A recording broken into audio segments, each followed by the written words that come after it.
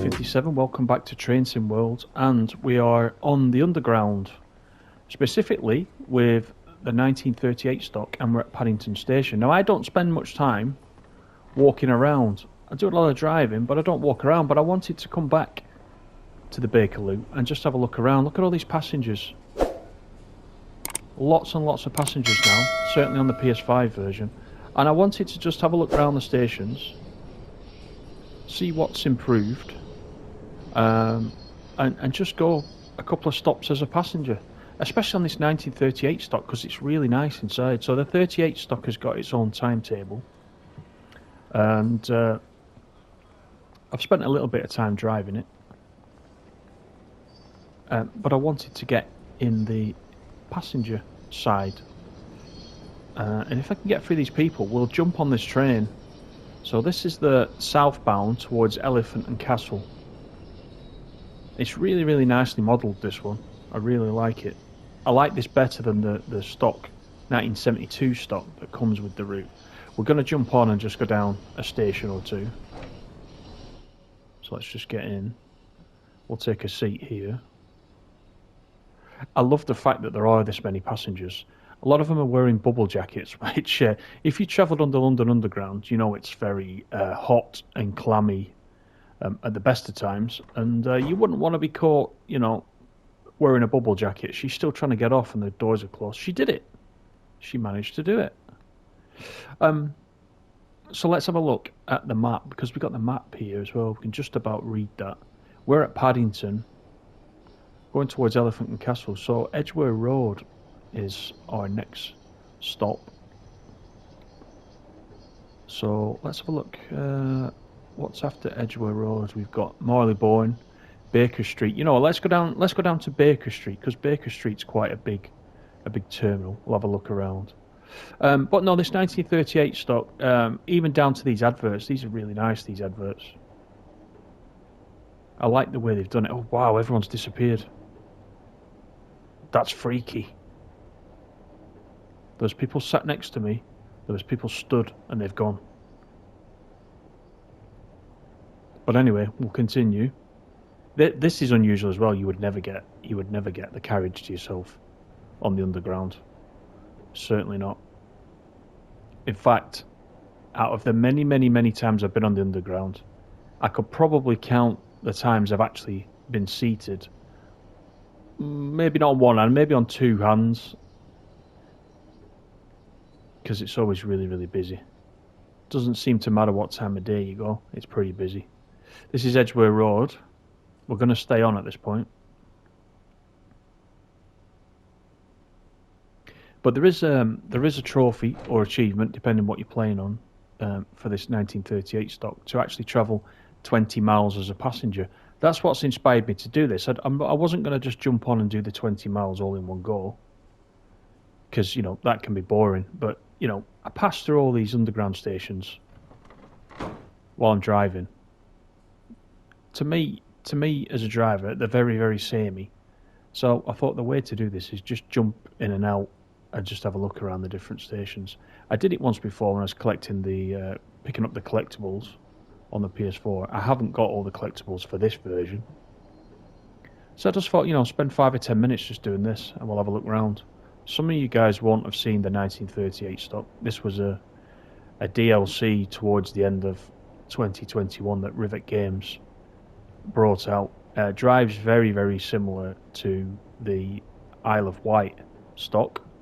So if you've driven on the Isle of Wight, then you'll know what to expect with this one. But this interior is really nice. I really do like it. Look at the wooden floor. It's great.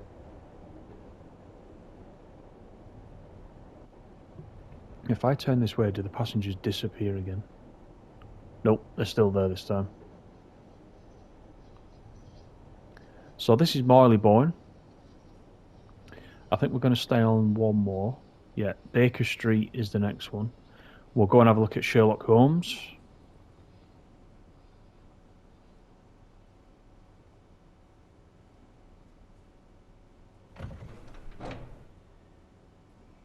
So Bakerloo, actually, when Train Sim World 2 was released, I was intrigued by having an underground route, and I spent a lot of time on it, to be honest.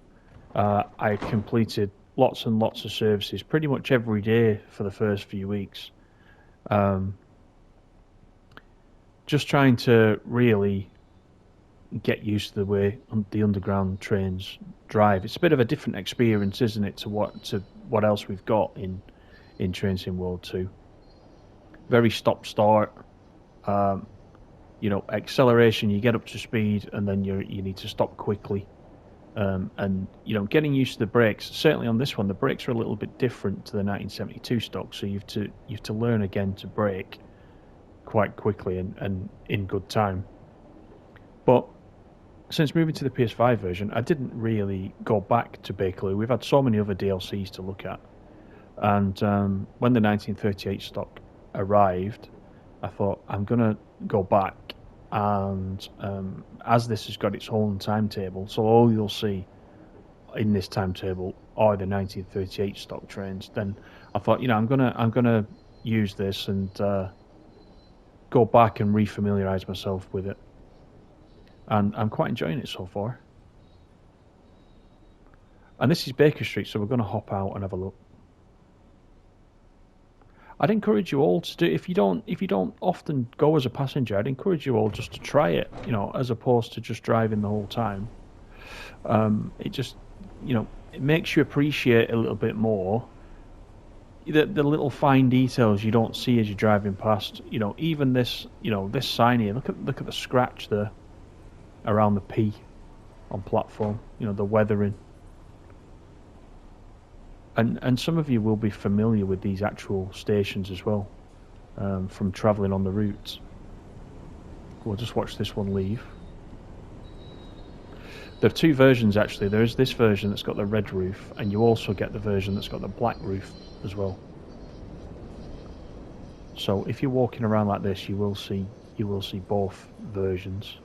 But this is Baker Street, and of course, made famous by Sherlock Holmes, who lived at 221B Baker Street, of course. I remember being, I went to Baker Street once while I was working. I actually went up onto Baker Street and just out of interest went down to try and find if there was a 221 Baker Street. And I remember indeed there was, even though it's all fictitious, but you've got a real Baker Street, so I expected somebody to give a nod. There was a little Sherlock Holmes museum close by, but it wasn't at 221. As I remember it, this is a few years ago, but I remember it being a building society or bank or something like that, which was actually there, with no reference to Sherlock Holmes or Arthur Conan Doyle or anything like that. So let's see how far down here we can go. So that was nice to see.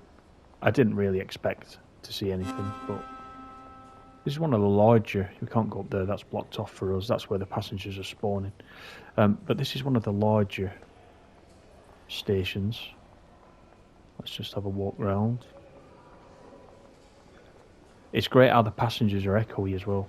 And the other thing is, if you listen carefully, occasionally you'll hear the passengers whistling. If you require assistance at any time, feel free to contact a member of station staff or use a help point. And of course those little announcements which really do add to the immersion. There's 6 minutes for this next train. I'm just having a look if there's any collectibles that we can grab.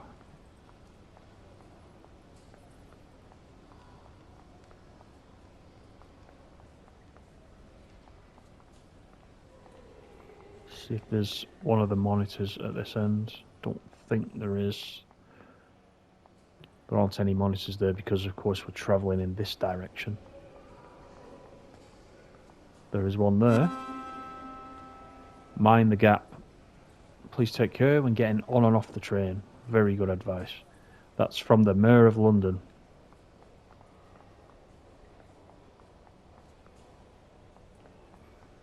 So this is back where we were before.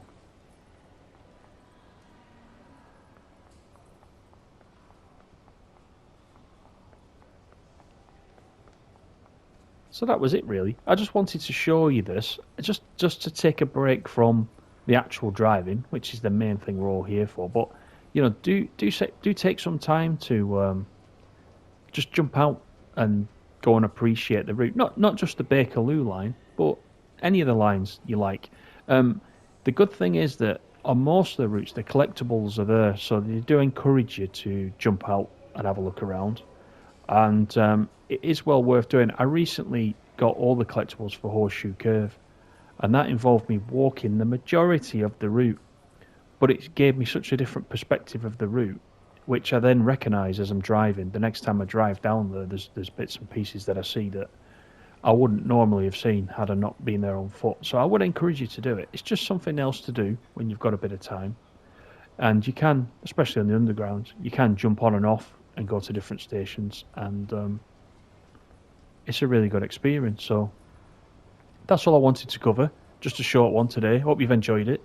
Please leave me a like if you did, and also consider subscribing if you haven't done so already, because that is really, really useful to me.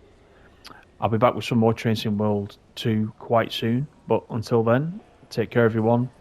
Appreciate you joining me. See you on the next one. Bye for now.